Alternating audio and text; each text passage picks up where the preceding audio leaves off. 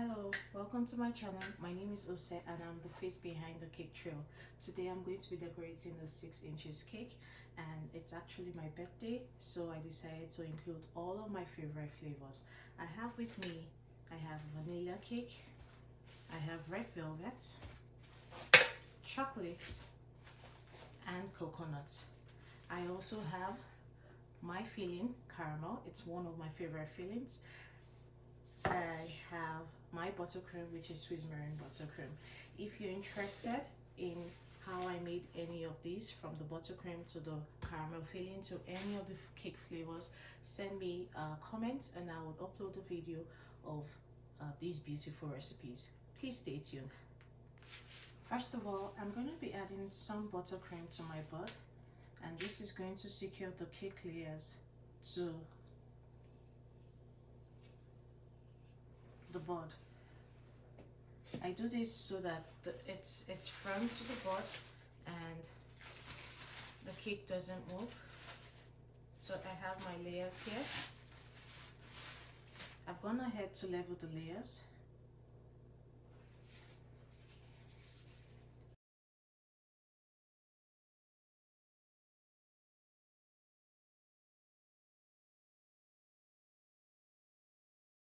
And then I'm going to have to smoothen this. Then I'm going to do a well in the cake, and this is going to be where my caramel is going to be. So I have a well in the cake.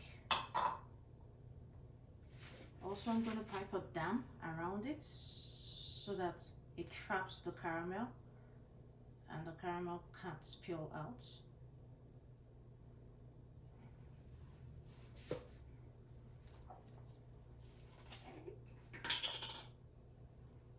And I'm going to add my caramel filling.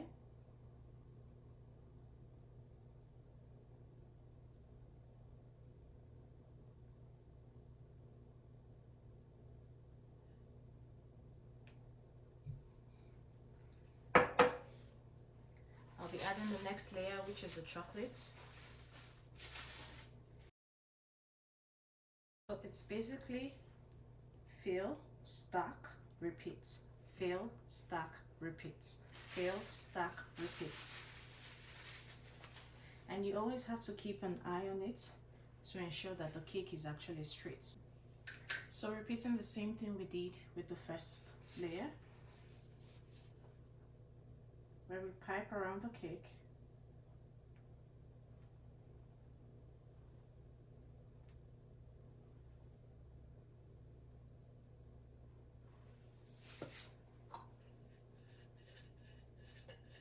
Spread the buttercream.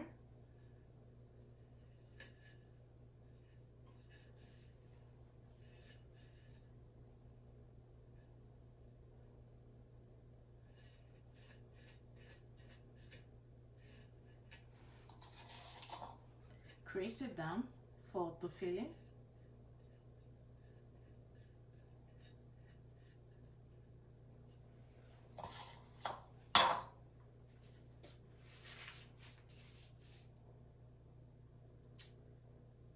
Pipe it down.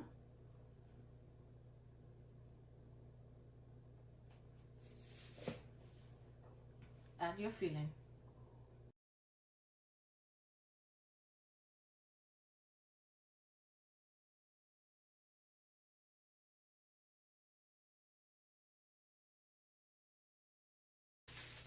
The next layer.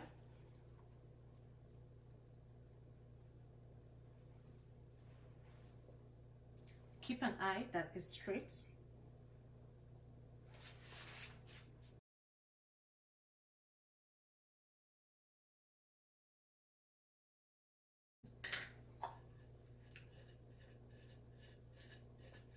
Spread the buttercream.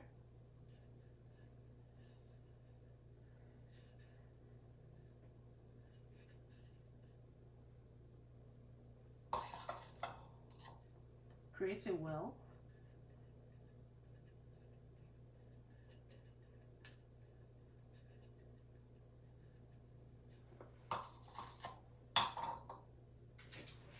And then the dam. Remember, the buttercream damp helps to keep the filling, especially if it's a runny filling. It helps to keep the filling in and prevent it from spilling out from the edges. Now you add the filling. You don't always have to have a filling, but if you do have a filling, you can add your filling. You can just have only buttercream in between cake layers, but I like caramel, and that's why I'm adding my caramel filling.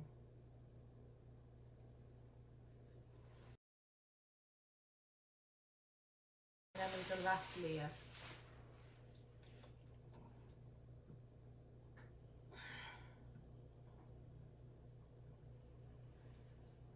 So I'm just gonna have to look at it and make sure that it's straight or has no bulging sides. And then I have, you can actually use an acetate film for this, but I have the first film, and so that's what I use to get my straight cakes. I'm gonna use my baking strip also, so this is just me reusing things. Use my baking strip to hold it in place. This way I ensure I have straight cakes and there's no bend or bulge, so I can adjust it as necessary if there's any lean. And I'll be putting this in the fridge to firm up for about 10 minutes. Okay, so the cake has been in the fridge for about 10 minutes and the buttercream and filling between the layers have firmed up, and this is what it looks like. So first from liner, the first from is actually a whole cake frosting tool, but however I just use the liner. I can use the rest of the first form for ganache fillings, but I just want to show you how I would traditionally, you know, stack crumb coats and decorate it. I realized that the crumb coating session was not recorded, but I'm still going to show you how that was achieved. When you have your cake out of the fridge the first time and the buttercream between the layers have firmed up, you need to apply buttercream to the sides of the cake, just as I'm doing.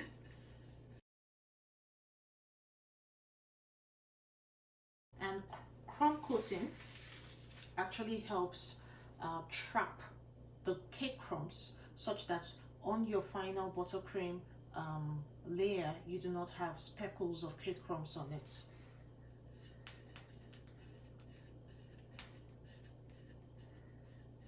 So it's still the same technique as you use for crumb coating that you use for the final layer. This is just me filling in all the gaps.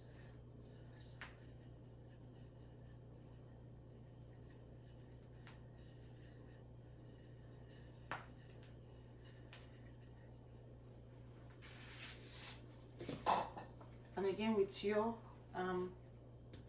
cake scraper, apply a little bit of pressure, just a light pressure against the cake. And remember, I said what's actually doing the work is your hand turning or moving the turntable. Scrape the excess off and apply to the sides of the cake that have the gaps in it. So same technique you use for crumb coating.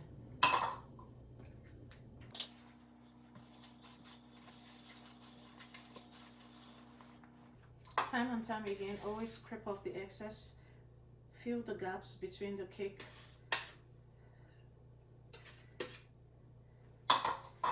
You can add more buttercream if necessary. I find this method faster as against just using my spatula to add buttercream. Like, I find this really fast, and so you can see it's coming all together.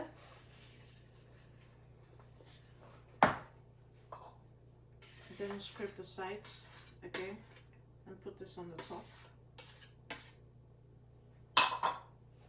I'll get to the top in a bit.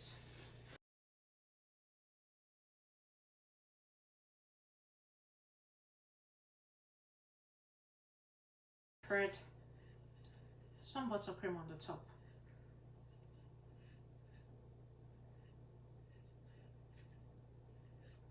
Okay, now with your angled spatula, keep your hand at a 45-degree angle again, and what's actually doing the work is the turntable and your other hand.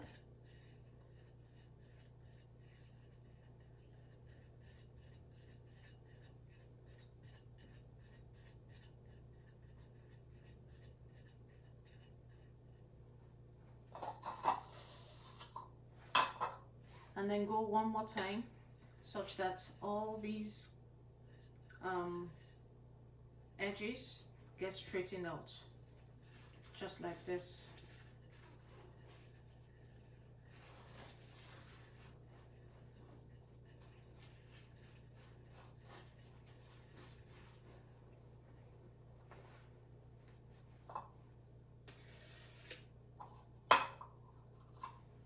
Now to get a straight edge, what I usually do is to have this in the fridge for about 10 minutes again. When it's firm, I'm going to use a knife to cut around the cake such that the edges are really straight. So the cake has been in the fridge for 10 minutes and it's firm to touch. And so I'm going to take a knife to cut off the excess buttercream at the top. This is how I achieve my sharp buttercream edges.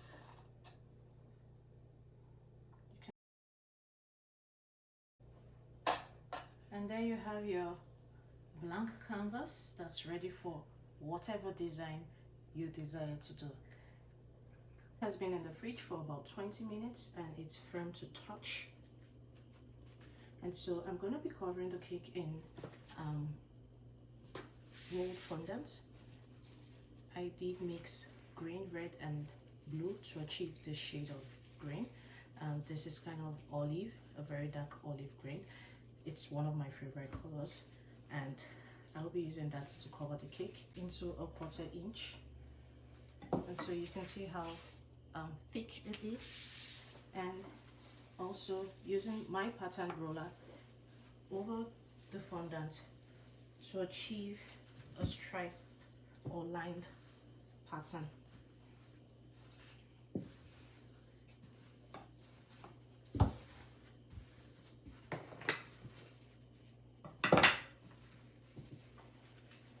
Then I'm going to cut out the bottom so that it's straight.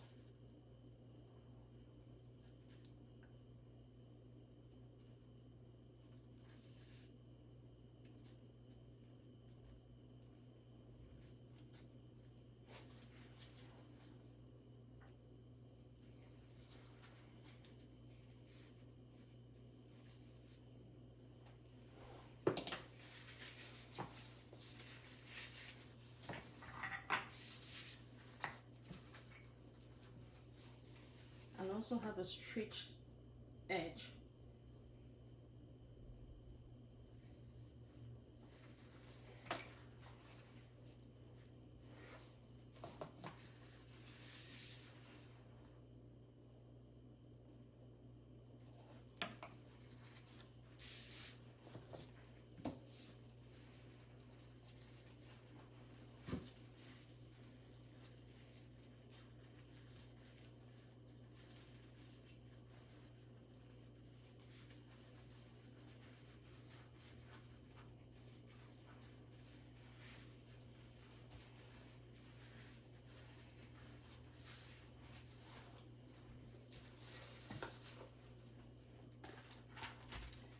be wrapping around the cake.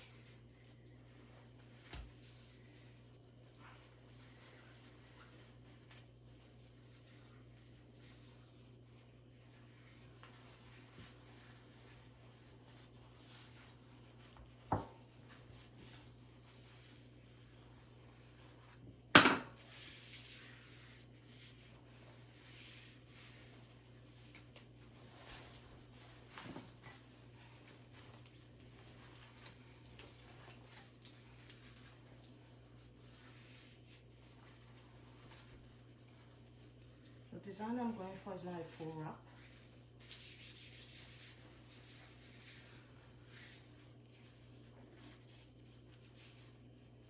I'll use the scissors just to cut off the excess at the top.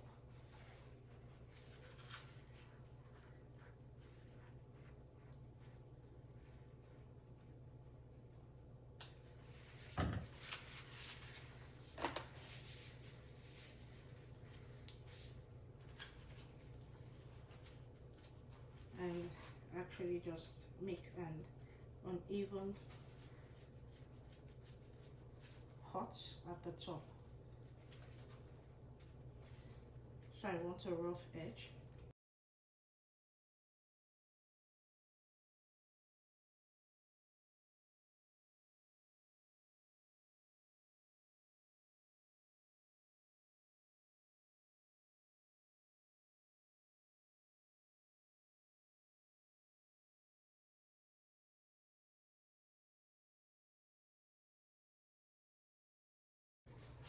Now taking my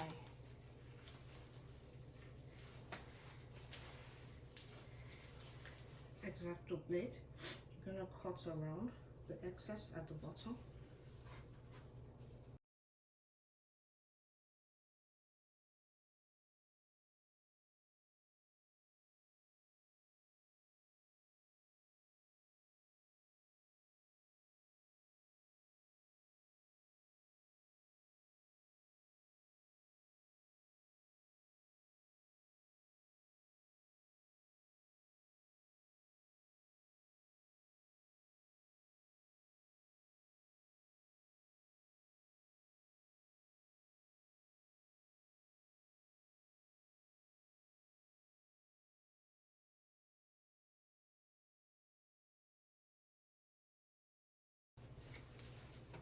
And just use it to get smooth sides at the very bottom.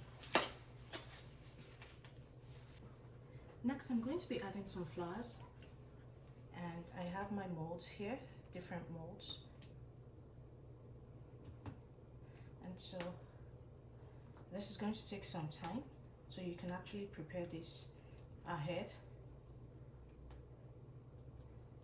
I just want different shapes of flowers, or sizes of flowers rather, to go on the cake.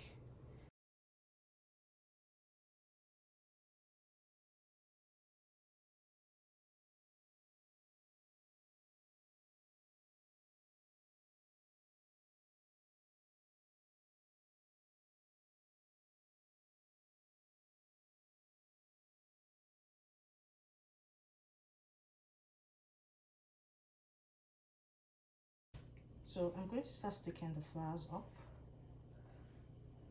with a bit of water to help.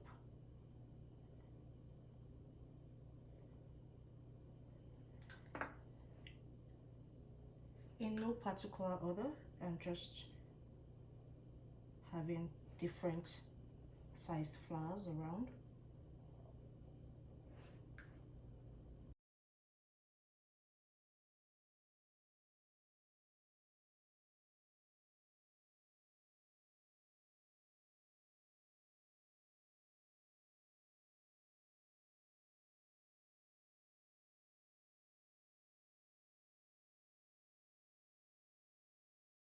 This is the final look after adding the flowers, and I'm going to be touching up with edible gold, just the edges.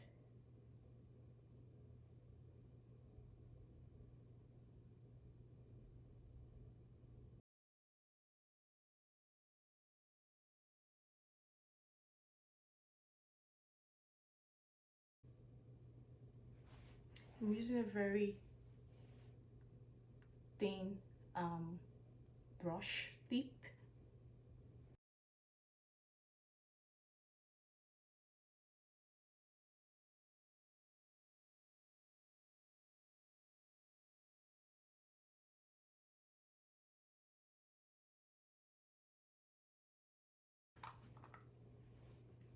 And using a gold topper.